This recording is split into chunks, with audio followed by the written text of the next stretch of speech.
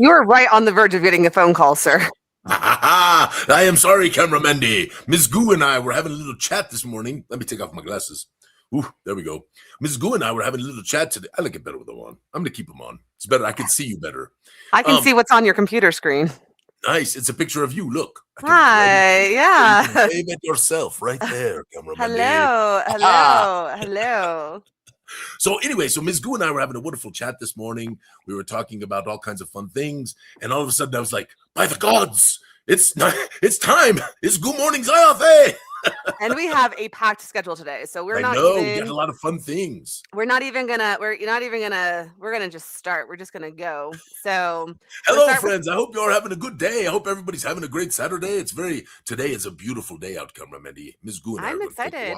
We're gonna go see Project Hail Mary. Supposedly very good. Yeah, I'm excited. So we are going to avoid the nice day and go sit in a theater. I guess is what we're saying. Anyway, but really quickly, we have some short social media. Then we're gonna do our Monster Mash, and then we're gonna launch right into Hook. So I'm really glad you put this up.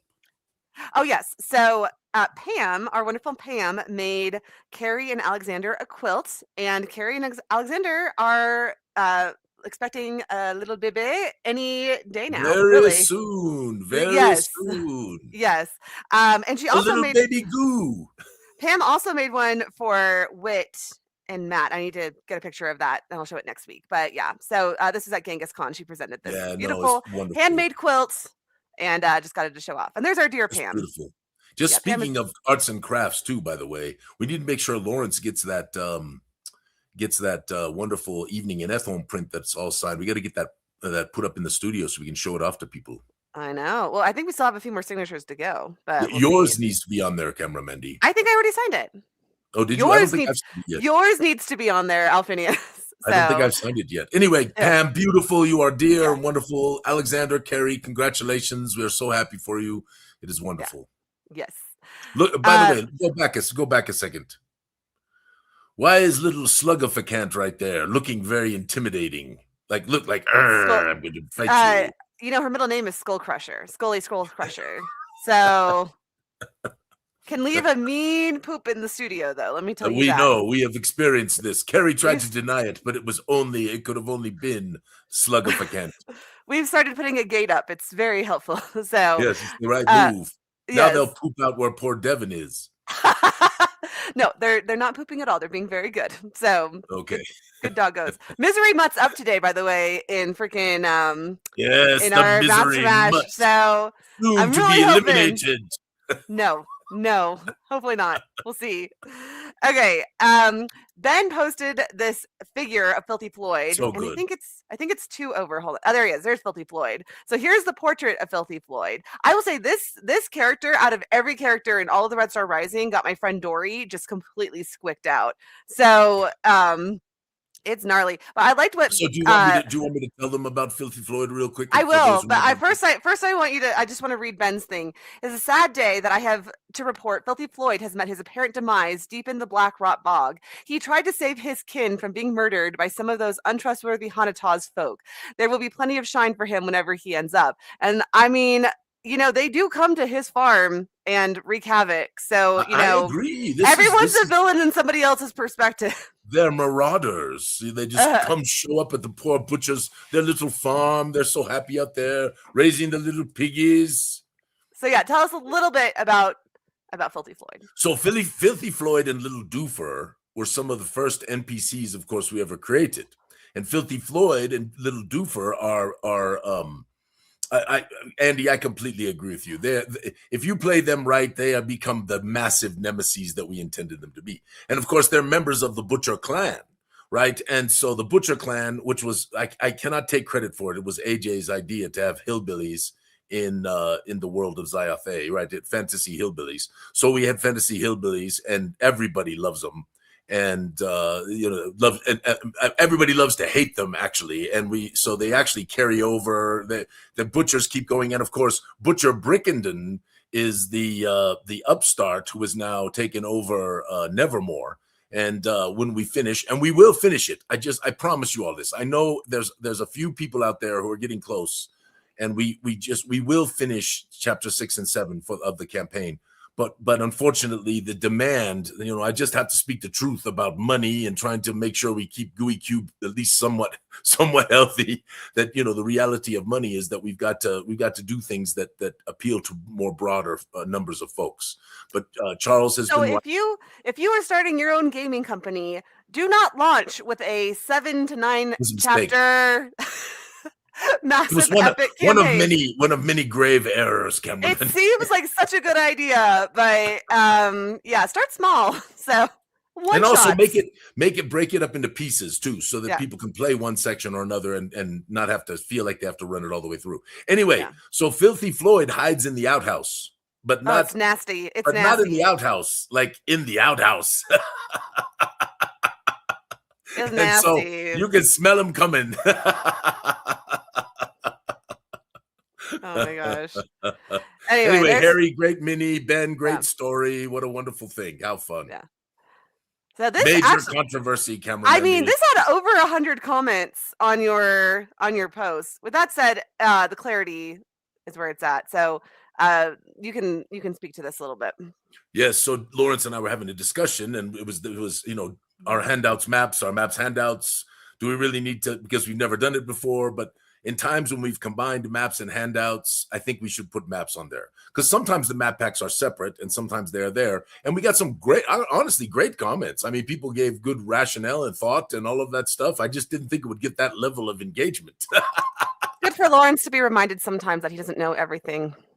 Well, he's a humbling experience for sure. Everyone's like, sorry, Lawrence, but so anyway, but no, I do agree that it is a good practice for clarity. Okay, tell us about this.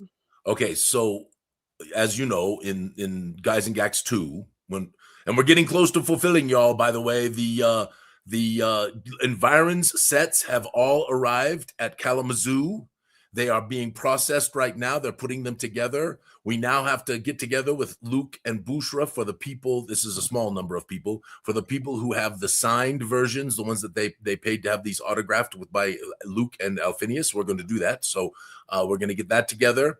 Crovenloft is being printed, and Trouble with Rats goes off to the printer. And we are actually airlifting those to Kalamazoo. So they will get there in plenty of time when we start the shipping process for the last of our wonderful people who did everything, the all-in people. Anyway, Guys and Gax 2. Guys and Gax 2 is a nod, of course, to the magnificent Temple of Elemental Evil, authored by Gary. And it's called, thanks to Donnie, and I don't know if Andrea was involved in that or not, but for sure, Donnie, we did that little, what are we going to name the temple? And of course, Donnie came up with this old word that really is one of those, what are those words called, Cameramendi, when they're not really used anymore, but they're still words? Anyway, inquinacious. You know what I'm talking about? I'm sure someone in the chat will know what you're talking about. Yes, so there are still words, but they are really not in the common vernacular, and so they have a word for them. I don't know what it is. Donnie Anyway, says trademark the name. Ken says archaic. Archaic is right, but it's not obsolete, right. Obsolete. Obsolete is right, but it's not right. There's a special word. Somebody Google. Know. Somebody do some Googling. All right. So use exactly what Alphinius said and try and find that. Anarchistic? Anarchistic? Is that right? All right. So, of course, I like graphics like this because this is very easy for me to animate. Because I can just add in some little fire, a little like magic around the hand. It's so easy. So for our next, because I got to start working on our advertising. We got to make the next videos for the temple, and of course you're going to do Blun, and you're going to have to infiltrate Blun, and if it goes the way I hope it will. Everyone is saying anarchistic, so this has got to be. That's exactly what it is. Anachronistic. That is exactly the word. Well done, Andy. Well done, Randy. Well, Randy got it first. He just spelled it wrong, so we'll give it to Randy. Whatever. And then Andy came in with the correct spelling. So yeah. So okay. So in the Temple of Elemental Evil, of course, there were the 4 elemental temples, right? And then the deeper below, there was the hi Donnie. Also, Andy is saying I'm saying it wrong. Anachronistic. So anachronistic. Thanks, Andy. Anyway, well done, chat. I always love. I love the fact that we have lots of really brainy, smart, cool people in our chat. They're all nerds, but they're all brainy, cool, and smart. Anyway, esoteric is also another word. By the way, Donnie's little portrait there, it's so smooth. You know, he looks like a James Bond. Actually, he looks like a James Bond villain because of the smirk. He is a very handsome man, you know, and very beautiful. You know, they are one of those. Okay, let's finish. We have got to keep going because we have so much them to a do power today. couple, though. Cameraman, they're a power. They're a total power couple. I agree. Anyway, all right. So very quickly, finish your thought. All right, I'm trying, but you're talking over me. All right, here I go. Ready? Stop. All right. So we, of course, want to have one temple dedicated to each one of the four lords of corruption, which is our nod, right? That's our nod, right? And then, of course, there is going to be the under temple, the same kind of idea, the same general concept, where all of them come together. And of course, your wonderful PCs are going to have to go in and deal with this. And this is going to be tough. This is going to be, I think, perhaps the most aggressive and difficult adventure we've ever put forth for player characters. And we think it's going to need to not just be a go in and hack and slash our way through. Our goal and design is to give the player characters the opportunities to try to set the different temples against each other, to try to inflame passions in one group and have them attack another group. And we're going to set all this up, but we're going to give, of course, the table and the game master as much latitude as possible to let it run however they want. But it's really exciting. So this of course, is the Temple of Ruin, which is the Lord of Corruption named Foendeus, right? So, yes, suggestion. No, I like that, Andy. Suggestion, build in, this is for people who are listening, build in downtime between the dungeon temples, make it more than just 5 back-to-back dungeon crawls. Yes, and the thought process, Andy, also is that they could actually ally themselves with one of the temples. So this is the whole thing. This is how, depending on how it goes in Blun, could lead into how it goes in the temple. And that's what we're really excited about is to actually create an infiltration, a real infiltration opportunity for the players. Because it will add very nicely to the tale, and of course give a lot of intensity for these player characters who are trying to do this with subterfuge. And again, by the way, something I love about the 5e rule set, right, was kind of the removal of the automatically I know you're lying kinds of spells, automatically I know you're evil things, right, all this kind of stuff. That really ruined the opportunity for these kinds of adventures unless you struck them out yourselves. And I long ago struck out some of those spells. So anyway, it's beautiful work by Benjo. A lot of people commented on it. We're doing all 4 temple doors. We're doing all 4 temple interiors and a whole lot more. So yes. I just threw this up here because it made me smile. He's so cute. Nothing to see here. Just 2 great DMs looking at each other. Yeah, kind of similar to Donnie's portrait, honestly. Yeah. Donnie's smoother. I just want to say. Okay, true story. Okay, and I think we got a few more things. Okay, we got. Sorry, Jim Penny's Dice Tower, printed by Kathy. Yeah, no, it looks really good. And I told Kathy to print an Alphinius, and she said, "Send me the STL." And I said, "I will not. What do you call it? Pirate one of Harry's minis. I will not. There will be no piracy from Alphinius Goo." Yeah, Kathy, you go buy that mini. Yeah, go buy that mini, Kathy. Sorry, my computer's like freaking out. Then really quickly, I just wanted to go over community members of the week, the last 2. We have a dynamic duo here. This is Timothy and Roderick. They're best friends. TNR team. That's what we call them around here. The TNR team. The TNR. Oh, TNR team. Yeah. Anyway, they took over EOing for GaryCon for me. which means next year I don't have to go to GaryCon. But Alphinius will still make me go, most likely. Of course, But you're going to go, cameraman.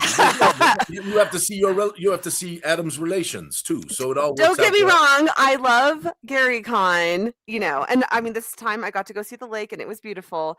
But well, yeah, we'll see what goes on. Listen, next I year just for want to say GaryCon. Timothy and Roderick are magnificent. I am so proud to call them friends, and they are so dear. And they're clever. They're like and they're fun. That's what I was just about to say. Go, keep going. You say it. Go. I mean, they created our POG system that we have now for convention POGs. They tried to create it in greater scale. They made individual sets of POGs for like all the adventures we were running for one GaryCon.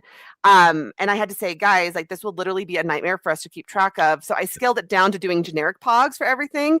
And they were okay with that. They were like, this is not all right, but they were fine with it. Anyway, and then on top of that, they've worked on this great Obsidian program that puts all of Zyathé into like a note-taking system. It was very cool. Another idea that was great that we have had no time to execute on. So and we have lots of those. But I mean, and then on top of that, they really take the initiative. And the thing about them that's so great is that they come to me with ideas that are already executed upon. So it's not like, Mandy, here's an idea for you, and then I have to do all the work executing it.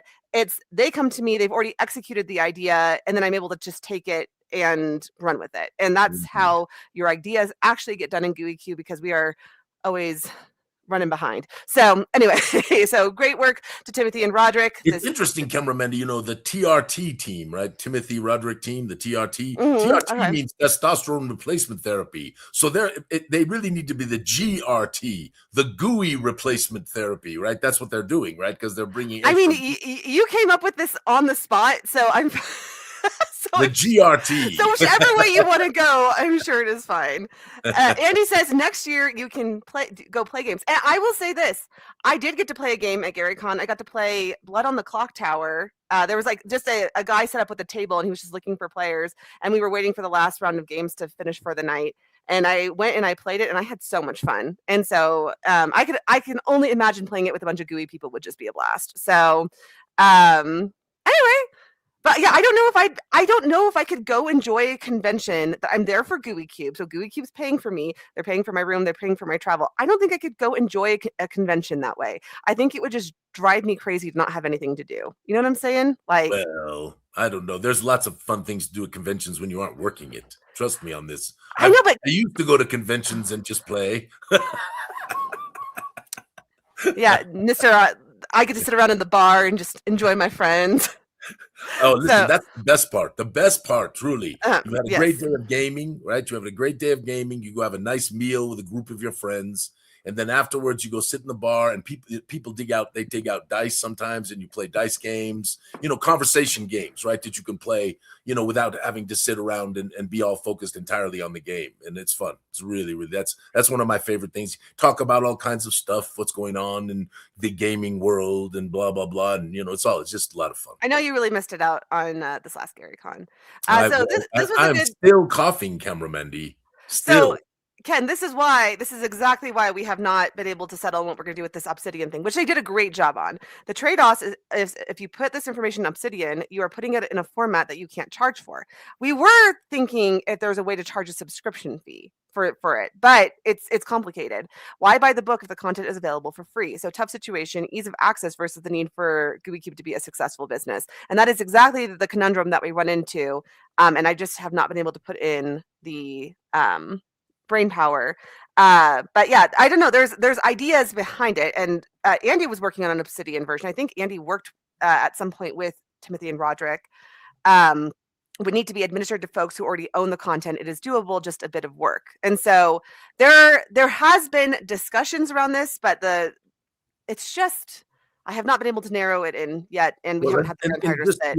Sadly, the amount of piracy that's out there anyway is disappointing. Of people taking people's stuff, because ultimately piracy to its nth degree means that everybody goes out of business, right? And so no one creates anything anymore, right?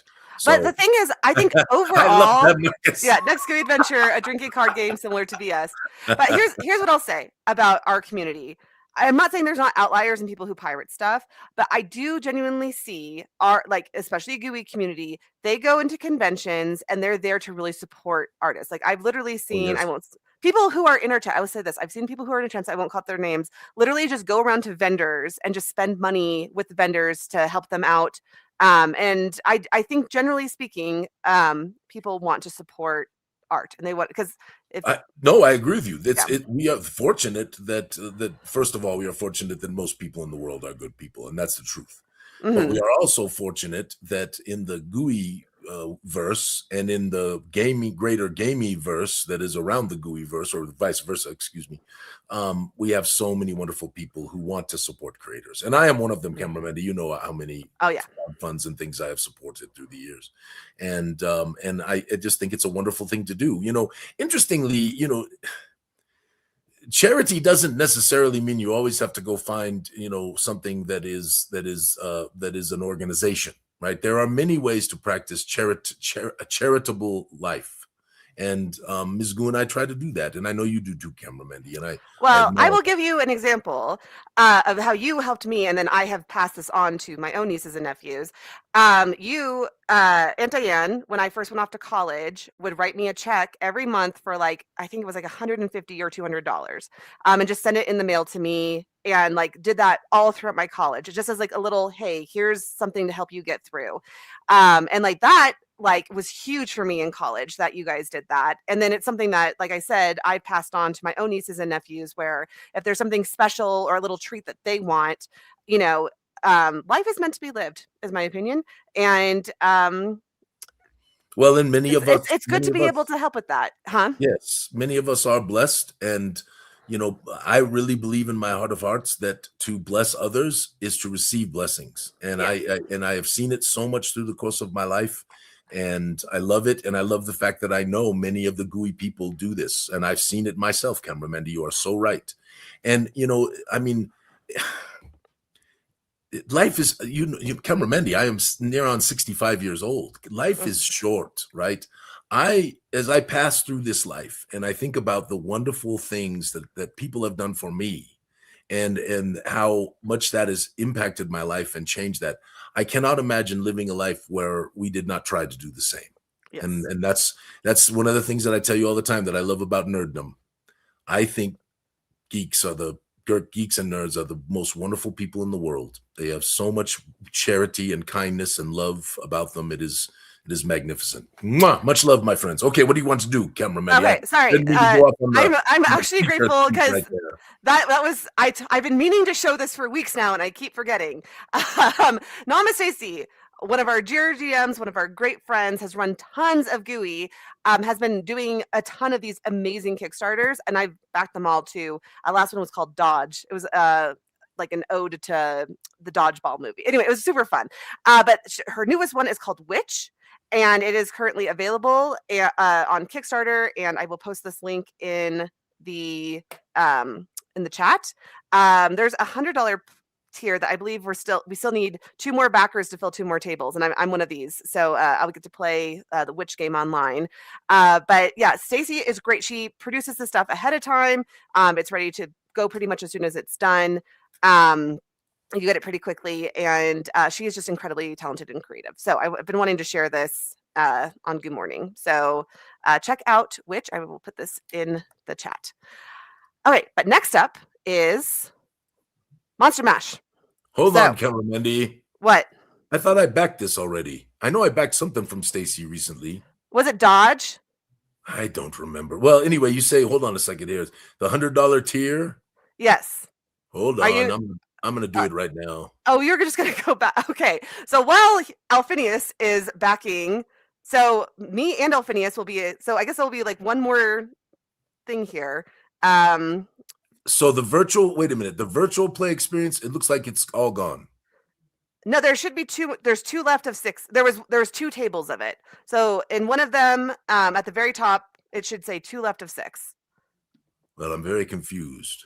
Oh, okay. There it is. Yes, I see it. Found it. Aha! Okay. Yes, okay. It is I. I shall immediately do this. Boom. Anyway, so it's verifying me to make sure I'm not a robot. I have to verify I'm a human. That's fine. Verified. Oh, now I am. I wasn't logged in. Now I have to log in. Camera Mandy, it's a mess. It's fine. I will talk through Monster Mash while you finish that up. So, all right, I'm almost done. Go. Keep going. Okay, so we are in the second set of round 2. We are finishing up our top 8. So as you can see here last week, the Voidwing, the Oculix Saal, Baby Immaker, and Bandafir Nagelboffin made it through to the final 8.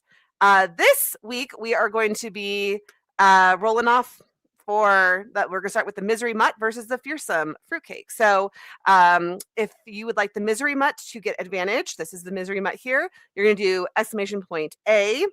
And if you would like the Fearsome Fruitcake to get advantage on their roll, you're going to do exclamation point B.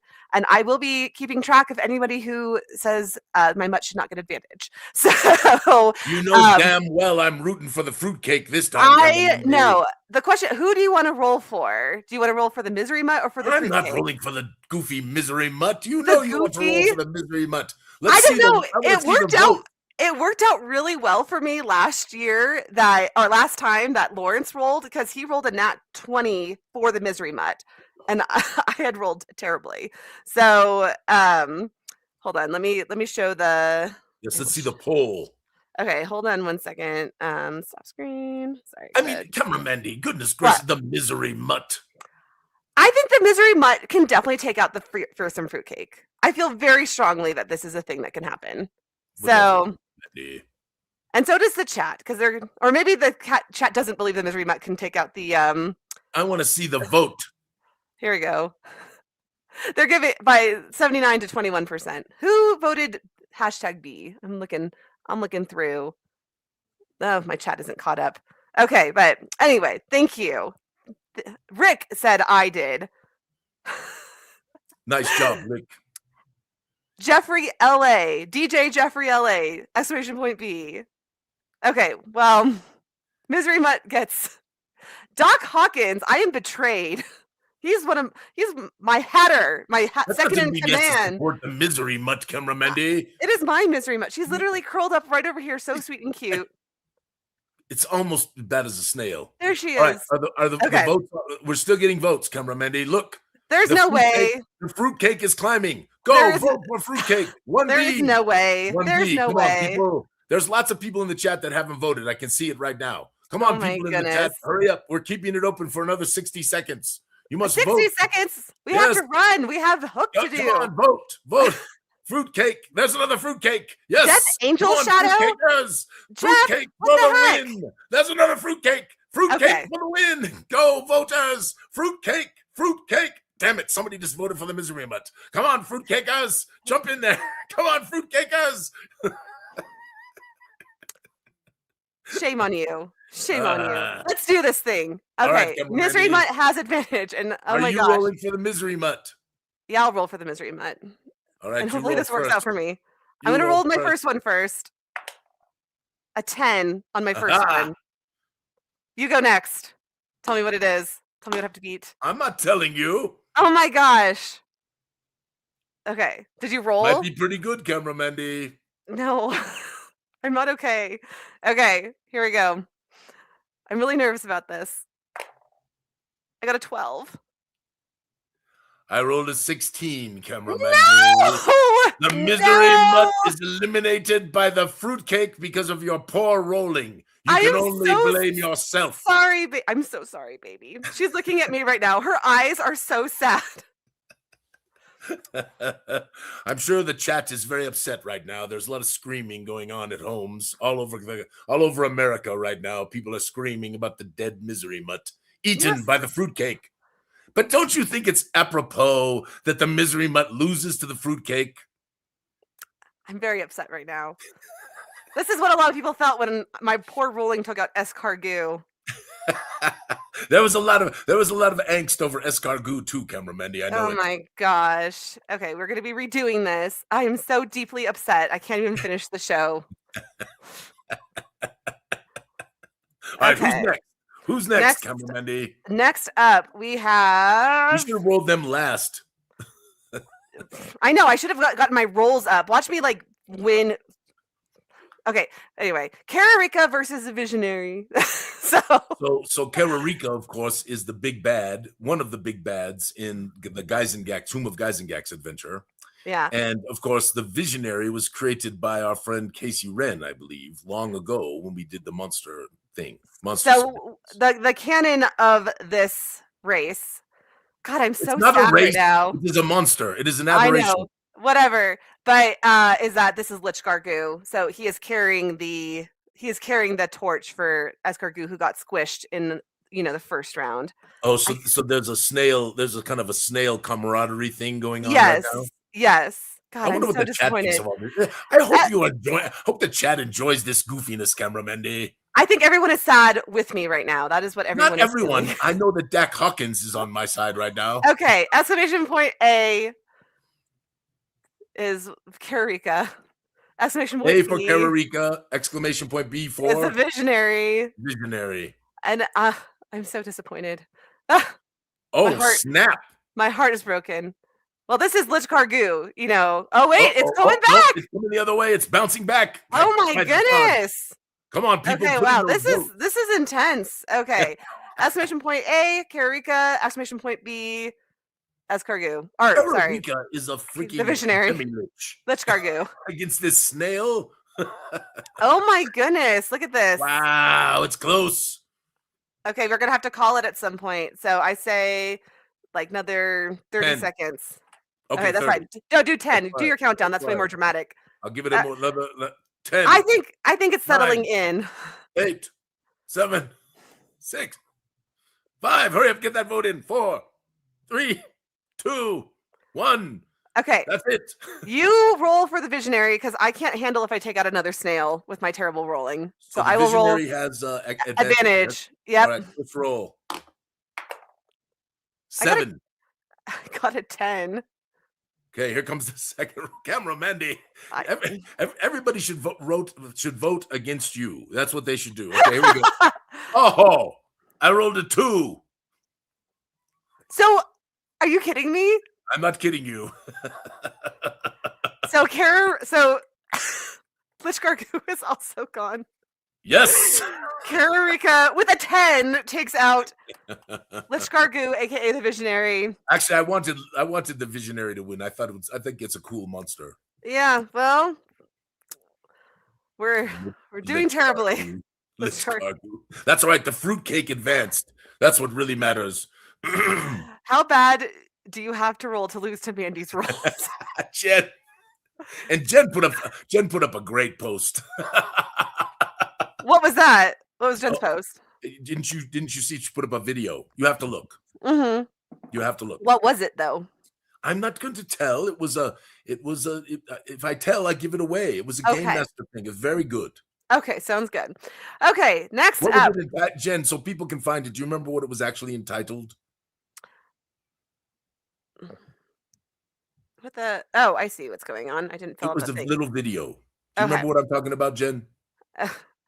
Okay. Jen will she says, I mean, nope, LOL. So we'll figure it out on the tail end.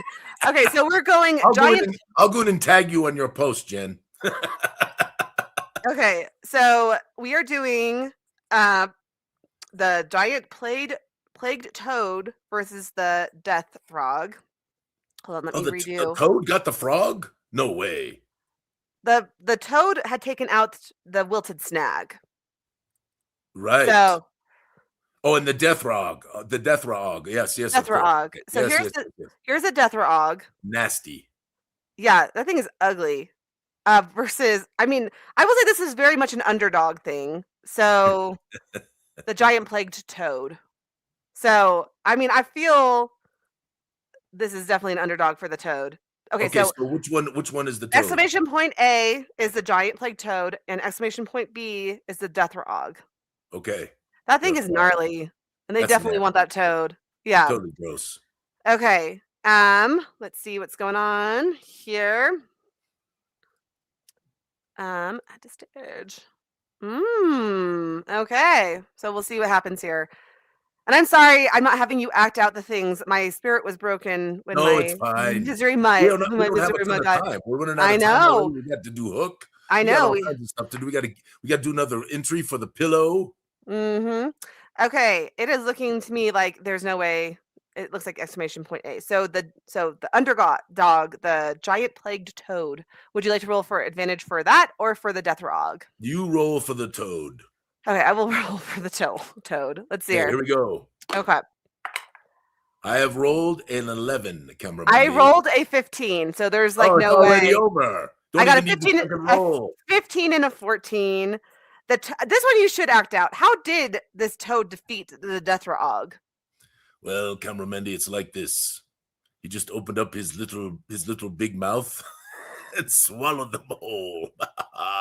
The whole thing, like just one by one, he goes through. No, the entire thing. Have you ever seen how big a toad can open up their mouth, cameraman? Oh, okay, fair enough. All right, everybody go gulp. Last but not least, we are doing the Forest Shambler versus Zyathé. The Zyathé, yes. Yeah. So here is the Zyathé, which is, of course, the big baddie in another one of the Madness in Genzicon. You want to know a funny story? Yesterday I was on the phone because we're gonna talk to someone about potentially working on Genzicon, and I was like, yeah, you have four Genzicons. This will be the fifth. And Alphinius goes, no, it'll be the I thought it was fourth. the fourth. And I was like, no, it'll be the fifth. And he goes, no, it's the third or fourth. And I was like, you have shadows, darkness, terror, madness. This is the fifth. And Alphinius can't even keep track of his own. It's impossible. How do you keep track of all this crap? Anyway, exclamation point A for the Zyathé and exclamation point B for the Forest Shambler. All right, let's see who's in here. And my question is, how do these two like exist in the same place? Like, does the Listen, in the real adventure game world, the Zyathé just destroy that Forest Shambler. I mean, it would be like not even a contest. But in this thing, a fruitcake can beat a misery mutt, so anything can happen. I know, it's really just devastating for me. Just bring that up again. Why don't you? So 1B is the Zyathé or that is the Forest Shambler. So do you want to do Forest Shambler or Zyathé? Doesn't matter. You pick, cameraman. I will roll for the Zyathé. Okay. So ready? You get a single roll and I get 2. Yep. Let's do this thing. First roll is a 9. First roll is a 14. Or only roll. Oh, here it comes. Oh! 3. You have won again, cameraman. Okay, so the Zyathé. So, like, and the ones I don't care about, of course, I roll. Are you not pleased that you are having at least a decent roll? I'm like the opposite of a good mother. Like, I don't get adrenaline when my baby is in danger. I just. Anyway, congratulations to the winners. We're on to the next thing. That was fun. Okay, so next we're in the top 8, and so we only have called the Elite 8. The Elite 8, and so we have that, and then we have the final 4, right? And then so we only have 3 more weeks of this. Yes. Oh my goodness. So that's awesome. I hope people have liked it. Yeah, me too. I mean, we get a lot of entries onto the thing, so it seems like it. Yes. Yeah. So okay, so let us do Hook. Where is my PowerPoint? While you do that, I am going to blow. Oh, you're gonna blow your nose? Nice. Okay, let me see. I was pretty ill, cameraman. This was bad. Ms. Goo got it too. Oh, don't like that. Now I have to figure out. Hold on, I need to figure out how to present my thing out of PowerPoint. I'm very good at all the Adobe things, so I have to say things like PowerPoint. I don't work in very often. So let's see here. Isn't there a present option? Hold on. Well, while you're doing that, I'll talk about Trouble with Rats. You want me to do that, or do you want me to wait? Oh no, I figured it out. We talked about Trouble with Rats last week. I know, but I had more to talk about. Oh, okay. What else? No, it's okay. If you're ready, let's go. Okay. Unless people want to hear a little more. The problem is it's taking up both of my screens. Hold on. Well, anyway. Just make it fast because we have a lot to get through. So Ed Greenwood, I told everybody last time, I think, that Ed Greenwood and I had our discussion about the sequel to A Trouble with Rats, which is now going to be called A Malady of Mimics. And Ed already sent an outline, which was really fun. And Lawrence and I are going to have a chat with Ed on Friday. to talk about the next thing. And of course, we are now also pretty soon here got to talk to our boy Paul Hostetler about Crovenloft 2, right? And I've got a little discussion with David Stormer. So we got some things happening around here for the next Geisengax that will definitely be beginning, because we are getting close to finishing all of this stuff, which is amazing. And we are going to begin working on it now, so that by the time we actually hit the crowdfund, it's going to be produced ahead of time, at least for the most part. And then all we have to do is go print. I think we can make it. I don't think you can. When you think about the volume, you don't understand the volume of production that we have put through. I don't understand the volume of production that we put through. That we can produce a lot of this stuff in the next 5 months. I think we can. I know we can. Okay, Alphinius, this is called Blue Sky Rainbow.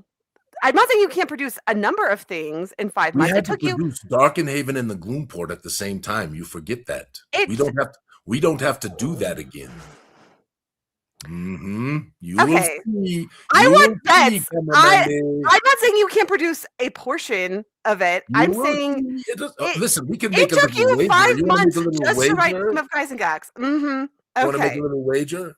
I will 100% wager you that we will not complete. So the main adventure is going to be in a box, just like the Tomb of Guys and Gax. The main adventure is the Temple of Inquinacious Evil. That will be in a box. Just hold on. That will be in a box, just like the Tomb of Guys and Gax. The Northern Barrows, right? The Badlands up there, where the temple is located, is the next campaign portion of the campaign setting of the Environs of Guys and Gax. Those will be the two major things that need to be produced. Do you not think we can produce those between May 1st and September? I do not think that you will produce both the Environs and the adventure in 5 months. No. Well, Camera Mendy. So what are we wagering? Let us have a little wager on this. What are we wagering? What does the chat think we should wager, Camera Mendy? 5 months. Now, there's still going to be things that we will still be working on, but we got to get Crovenloft in there, the sequel. We've got to do that. Jen says humiliation. We've got to do Devil of a Detail. Yes. We have to also produce, because I want to get ahead of that one as well. I want to get ahead of a Malady of Mimics. So basically, all of those things we need to get done in 5 months. The rest of the stuff, the little ancillary things, I think we can do afterwards, because a lot of those will be stretch goals, right? And things like that. And we won't know necessarily how far we get. But those things, I think we have to produce, all of those. If Cameron Mandy wins, the stills become an official race. No, I will not wager that, because I could have apoplexy and pass out for 3 months, and then the snail would become canon. Okay, let's not decide on this. Here's what we'll do. We will put it out in the den next week and say, here is the wager. Give us ideas of what you would like to see. Not monetary, though. So, it could be a little money. I'll give you a little money, Camera Mendy. I've given you a lot of money through the years. You have not given me money. I mean, except for the college thing. Yes. Oh, I was going to say. Yes, I was going to say. But aside from that, I have earned. You absolutely have. Okay. Let's let's go. Let's do Hook. We got 15 minutes. Okay. Hook. Cryptflix Club. Did you watch it, Alphinius? I've watched Hook probably 10 times in my life. Yeah, but it's good to refresh yourself. I can speak to it. I know it well. I have also watched it like 10 times in my life. Plus, because it was a movie of my childhood. So, but there was things I picked up on this time watching it with this lens, I will say, that I did not pick up before. So okay. Andy says Mandy is promoted to director of Gooey Cube if she wins. I don't think I want that role, to be honest, because then I'd have to manage him more. No, thank you. Okay. Starting with breaking down our characters. So my read on Peter, and Adam's read as well, was that he was an Oathbreaker paladin and derives powers from happy thoughts. We think he's level 14 to 16, flies, fights, and crows, obviously, with memory loss issues. So I personally think that he is a bard. A bard, yes.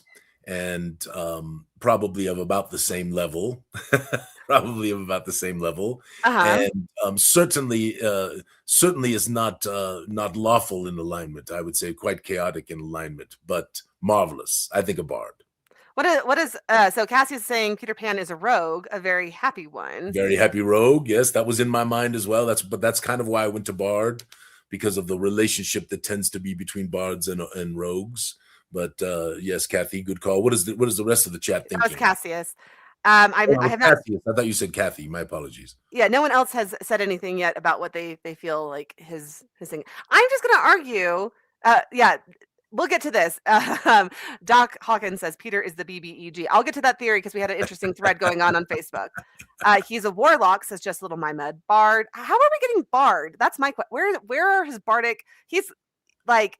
He doesn't sing. He doesn't sing, but he tells all kinds of jokes and makes all kinds of fun. And I mean, you don't have to be a singer to be a bard. You'd have to be a performer to be a bard. This is why I feel like though there is a split, because he is definitely a different person when he is the kid Peter Pan, quote unquote, versus the lawyer Peter Panning or whatever. So to me, I thought you were talking about Peter Pan as Peter Pan because that's all you had up here. I mean, it becomes much more complex if you try to include Peter Panning. This is why I'm saying that he's an Oathbreaker paladin, because he loses his powers when he breaks his oath. Like, he forgets everything. He's promised everyone that he will never forget. He forgets everything, loses his powers, and then he only gains them back when he retakes his oath again. It's interesting. What does the chat think? I can't see, So, I was going to say he's Fae and CN. I don't know what CN stands for. Yeah, there was some of the things we're talking about was definitely the Fae things. There was some talk in the den about this. So, all right. So are we landing anywhere? Is the chat landing anywhere? I don't think we've landed anywhere. So half Fae fighter, chaotic neutral. I'm sold on bard, to be honest, says Peter, or sorry, not Peter, Patrick. But he loses his power again when he leaves Neverland again. Okay, so swashbuckling fighter or rogue, although he flies, so magic items like pixie dust, so we have some debate here. I don't know that we've landed on anywhere for Peter. Let's circle back. So here's my argument though for another thing. Tink. I personally think that she is a divine servant of the god of happy thoughts. And so, because she first off, she gives Peter pixie dust, sets him on his path, helps him and everything like that. And then she is always encouraging him to regain his happy thoughts again. So I personally think that she, if we're going with is like not a god herself, but is like just under God. Adam thinks demigod, cameraman. Yeah. I don't know. I think it's interesting. I'm just saying, Adam thinks she's a rogue because she does sneak attack. She has a dagger, as you can see on her little leg here, and she does concealment. And Lawrence, I was thinking I agree with rogue, but I was thinking she is a rogue, but she also is an alchemist because she can use potions and powders, right? So this was the idea I was thinking. What is the chat thinking about this? And Lawrence thought she was a sorcerer. I'll just say that. Pete is Tink's familiar. Yeah, I can kind of see that. Tink sorcerer, gifts people to fly, always can pull different effects out of air. What god of happy thoughts, Mandy? I actually that being Peter's familiar is also an interesting thought. No, she's saying that they're saying that Peter is Tink's familiar. Yeah, that's fun. I will say this about it. There is a little weirdness I feel like between Tink and Peter, because she loves him, but she also kidnapped him as a kid, flew him to Neverland, and I mean, I'll say I think that they made it a little weird in this movie. I'll be honest, because she brought him up basically, and then she wants to kiss him. So I will say it, grooming. Okay, the chat. Now the chat's going to get set off with that one. So, hot take. I get why they did it, because it's Julia Roberts and Robin Williams, and I understand that element of it. I just think with the lens, I just don't think they would do it if they were to remake this movie again. Well, the interesting thing, I mean, the lore, right? The lore was that these were unwanted children, right? And right? They were left, right? They were abandoned, right? That was the lore of the Lost Boys, was that they were all abandoned.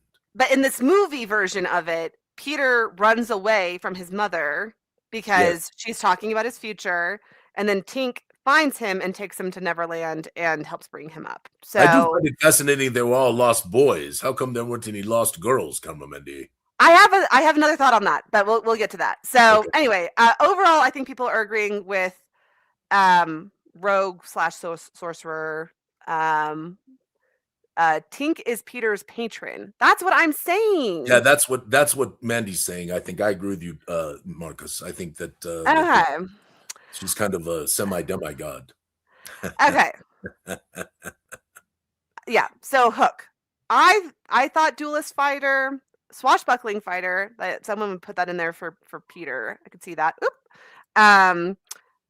Oops, sorry, my bad. Let me go back to Rufio. Oh, and we'll get to Rufio in a second here. Yeah, I don't know. I'm curious what people think of Hook and what level Hook is at. So, Brady says Hatter, Sailor, and Zothras Bill says Sailor background for Hook. I think like Charlatan was the only reason why is because he gets like unmasked at the end, and he's just this old. He's just old dudes. He is kind of like putting on a performance, but I could definitely see he Sailor could fight. background. I mean, when he dueled, when he had his duel with Peter, you know, he's. And by the way, did not Dustin Hoffman just kill it, slay it, just phenomenal? Spectacular. I mean, spectacular. I mean. I mean, and you're sitting there up against Robin Williams, right? Who is a scene stealer in and of himself all the time, right? It was just he couldn't help it, right? And from what I read about things about Hook, some of those moments in the movie were just him just extemporaneously going off and off script, and they kept it because it was so good, right? And so you know, you're like, that's crazy. But here's Dustin Hoffman set against this incredible, goofy, screamy, crazy, amazing character, and he just killed it. I'm right there with you, Jason. I think swashbuckler, rogue, level 14 at least. Obviously didn't wear armor, right? So certainly maybe avoiding that kind of stuff. Oh, Jen. Okay, I want to. Peter is the demigod, patron of little boys lost too soon. Tink is an artificer and Peter's patron who helps him keep the kids happy and not focusing on their love. Focusing their loves are over. Yes. Yeah. Keeps them happy. Their love keeps Peter powerful. Hook is another demigod who wants to take the boys back to where he feels they belong and help them face reality, but Peter resists.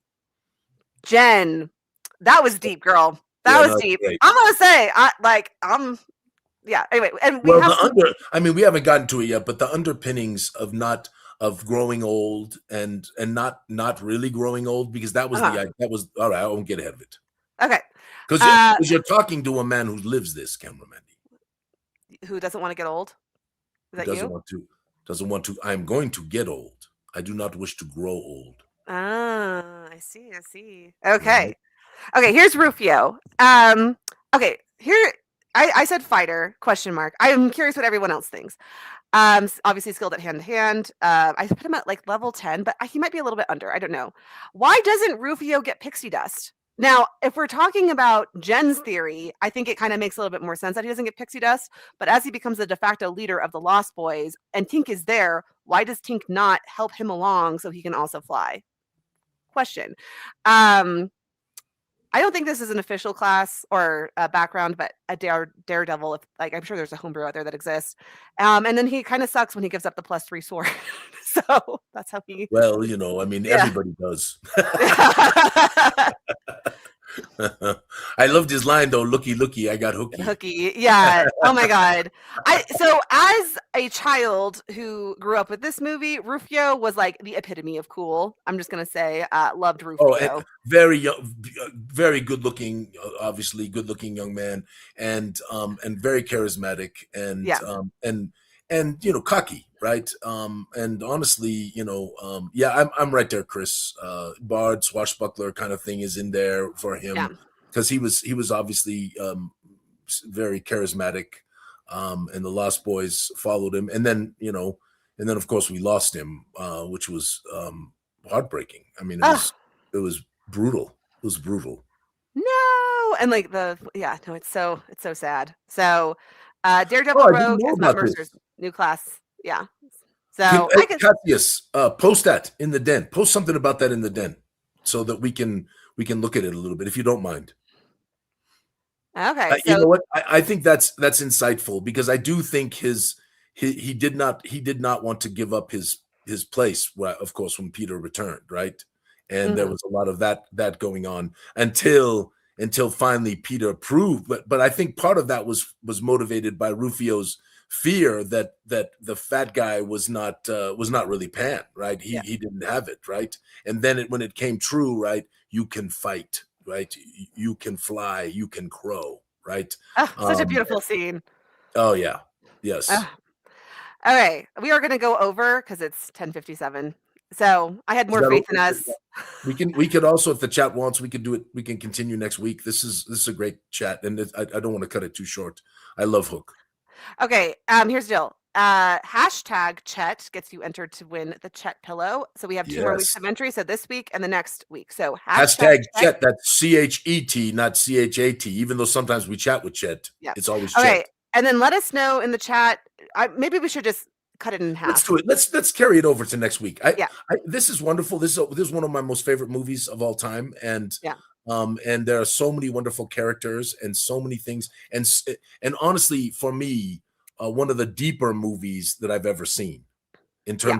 terms of its meaning. You, And y- you know what's interesting? It has a 37% on Rotten Tomatoes critically speaking. And so, I mean, that is just in like so I think about that. If you ever get bad reviews on something, there's this hilarious meme that's been going around. If you ever feel bad about like getting bad criticism or something like that, remember that the pyramids get bad reviews, yes, and then they show a bunch of and it's always subjective. But I do think that this is one of those movies that really became a classic. But I mean, the reviews are like it's too schmaltzy, it's too blah blah blah, and it's like to me, Mandy, it's heartfelt and beautiful. So Mandy, I'm going to tell you something. I think one of yeah, the great tragedies of our time in this modern, fast, uh, hunger for titillation society in which we live, right? It is far easier to throw explosions and violence and all of this at people than it is to develop characters. It is much harder in these films now to develop characters that people relate to, that people are interested in, desire, right? It's so much easier just to throw all kinds of action, right? mhm, And I think that is actually to the detriment of us as people, because you can see the super popular movies what they are. In fact, there's a reason they keep remaking every freaking superhero movie over and over again with all the same sort of tropes and the explosions and the bombs, and you don't really have a whole lot of character development. This mhm, this movie had huge character development on yeah, all sides. yeah, I mean, lots of. you even felt for Hook.